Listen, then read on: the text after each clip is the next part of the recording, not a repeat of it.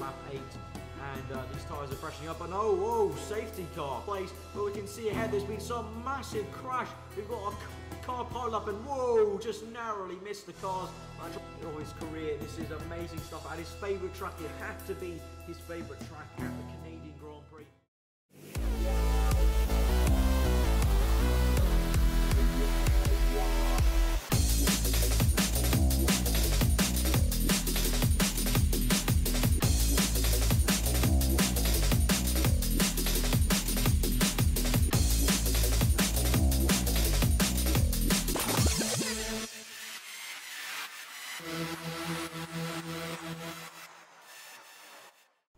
Hey there guys, Zarva here, bringing you my F1 2013 career mode with Scott Jensen today, and we're changing the style a tiny bit, and today I'm going to be commentating on the race as if I'm just a separate commentator. I'm going to be looking on board with Scott Jensen the whole race, so I hope you like the different style.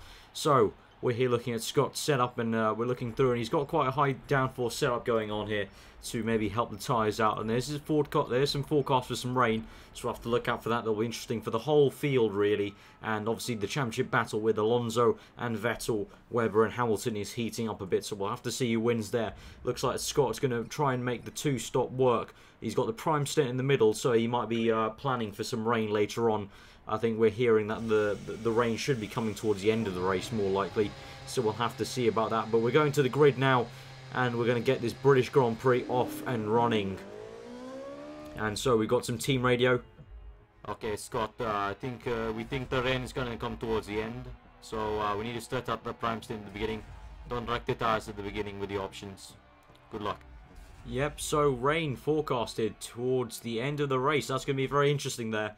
We're going to have to see how the Toro Rosso boys figure that one out. But we're going towards the beginning of the Grand Prix. It's 5 red lights. Look, but never stare. And we're off. And Scott Jensen's got a brilliant start. He's going to use a bit of his curse. And he's launched himself towards the Lotus of Romain Grosjean. Up ahead, Alonso's had a good start. He's trying to make a jump on Sebastian Vettel there. His teammate Felipe Massa is now side by side with Scott Jensen. And Scott's made a great pass on him. Going down the inside, around the outside, Kimi Räikkönen. Mark Webber being squeezed out by the two Mercedes there. He's in the middle of the Mercedes sandwich. And a bit of a touching there from Scott Jensen. And looks like Hamilton's getting squeezed out quite a lot. Yes, he is. He's been squeezed out. And the stewards might not be happy with that. Scott very aggressive on Lewis Hamilton there. But he's behind Rosberg now, the German. Mark Webber tucks in 3rd place, right behind his teammates, Sebastian Vettel. Fernando Alonso leads the race right now at Silverstone, the championship leader. But Scott is going wheel to wheel with Rosberg, but I don't think it's any going to be any use. That Toro Rosso does not have the grip and the speed of the Mercedes. And looks like Rosberg is falling a tiny bit behind, but it should be better in this high-speed section going towards Maggotts and Beckett. And so... And Rosberg's going to pull away now, I think, and that German should have 4th place locked down. So we're cutting later on into the Grand Prix.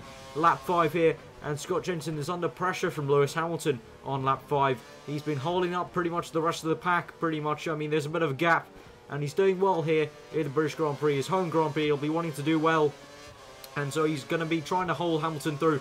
I think Hamilton got a beautiful exit off Luffield. And now surely he'll be using some curves. And he might try and move down the inside of this corner. And Scott's got some horrible understeer. And Hamilton is through. Hamilton is through into 5th place. But coming back onto the end of the lap, Scott Jensen dive bombs down the inside of the second last corner. And the hand goes up. He thinks Hamilton's being unjust there. But it looks like he's getting a great run out of this corner. And he's overtaken Lewis Hamilton there. Hamilton falling back. So now Scott's back up into 5th place ahead of Maldonado. And so this is brilliant out for the Britishman. Scott, good pass, good pass. You know, keep the tires. Remember, you need to stretch both stints out. So you're going to pit in the next 1 or 2 laps. Okay, so keep on going, mate. Good job, good job.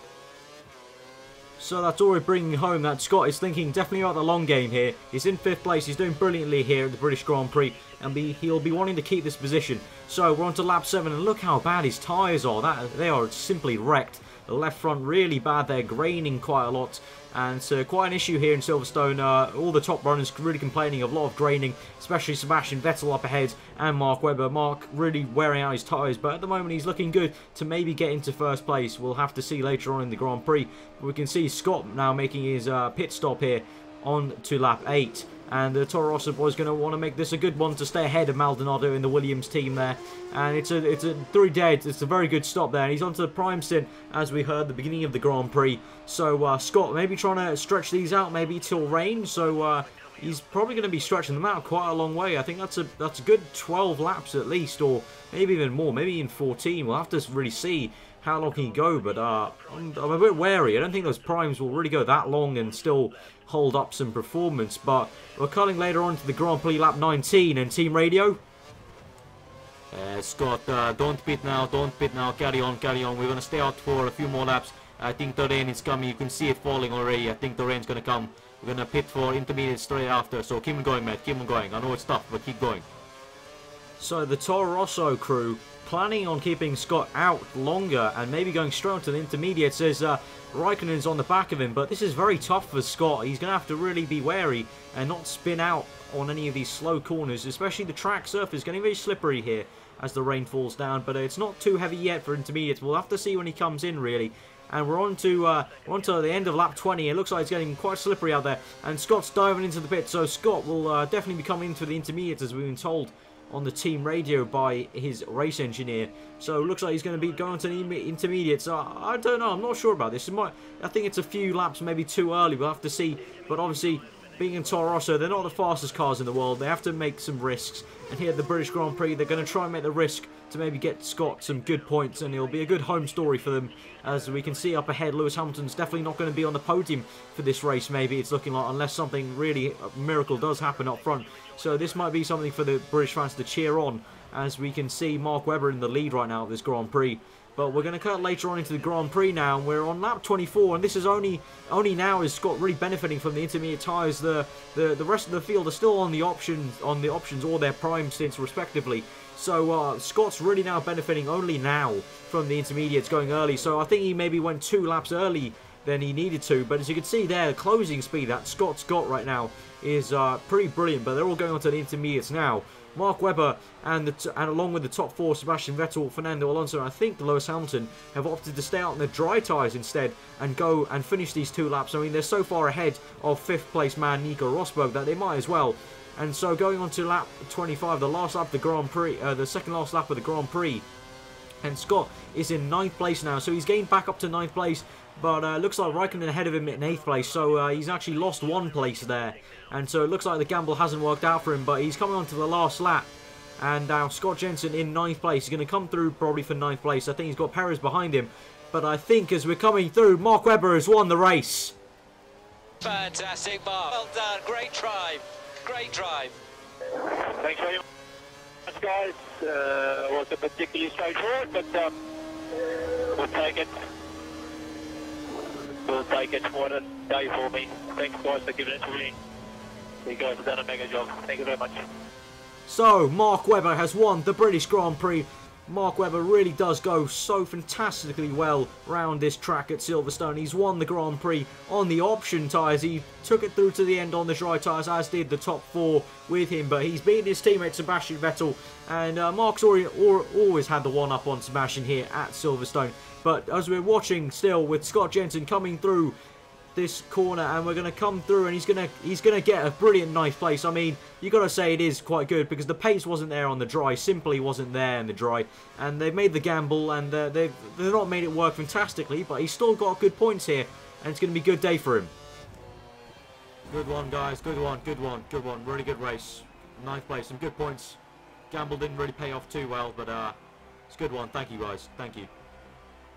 So, yeah, Scott thanking the team there. He's got 9th place. Maybe not the best result he could have wanted after winning the Canadian Grand Prix last time out. But he's got some good points here, and he might be putting himself in the shop window, definitely, as there are some rumours that he might be making a mid-season move. We'll have to see, but it's been a brilliant British Grand Prix. I'm going to pass over to my colleague Jeff to take you through the results. Yes, it was an absolute stunner of a British Grand Prix. Mark Webber, the Australian, brilliantly won the race. Fernando Alonso, championship leader, only managed 3rd. Scott Jensen, after his brilliant win in Canada, only managed 9th place. The top 4 stayed on the dry tyres. Mark Webber, Alonso and Rosberg all on the options. Sebastian Vettel on the primes. It was a very fantastic Grand Prix and some thrilling stuff towards the end, with the top 4 managing to make their way around the track on dry tyres during the wet conditions. Scott Jenson stays in 6th place in the Drivers' Championship. Toro Rosso still in a good 5th place in the Constructors. So all in all, they can't complain. Scott might be a bit disappointed since he won the Canadian Grand Prix, but this still was a good race for them. Fernando Alonso leads the way in the Drivers' Championship, following Sebastian Vettel and then Mark Webber. Mark Webber climbs himself up into 3rd place after this fantastic win. So, it's been a very good Grand Prix, and now we're going to get some exclusive interviews with Scott Jenson after the race. This is what he had to say when I asked him about it. Yeah, I mean, yeah, it's an okay result. Obviously, compared to the amazing result we had last weekend out at Canada, yeah, it's not been that great, but it was still a good race, something for the fans to cheer about. I know they have some good support for me here. Obviously, the main man's Hamilton up there, but you know, they're cheering me on, so that was nice to see. And I think we'll just continue on, and I'm really looking forward to Germany. It's a favourite track of mine, and so yeah, we're looking forward to that. Cheers.